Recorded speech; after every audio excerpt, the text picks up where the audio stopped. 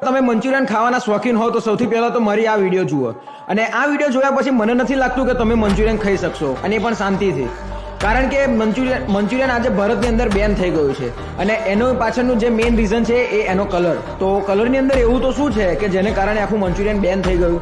તો એ જે કલર છે એ મિત્રો ક્યાંથી આવે છે તમને ખબર છે?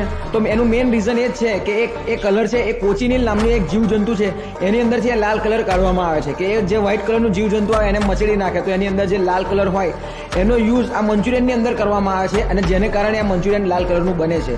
અને આ જ કલરને કારણે કે આ જીવજંતુને કારણે આ મંચુરિયનને બેન કરવામાં આવ્યું છે. અને કેટલીક સિટીની અંદર ફૂડ ઇન્સ્પેક્ટર દ્વારા મંચુરિયનની જે દુકાનો હતી ત્યાંથી આ મંચુરિયનના સેમ્પલ લઈને લેબની અંદર ચેક કરવામાં આવ્યા છે, અને એની અંદરથી પણ એ જ મળ્યું છે કે આ જે કોચિનીલ નામનું જીવજંતુ છે એના લોહીની અંદરથી આ કલર બનાવવામાં આવ્યો છે.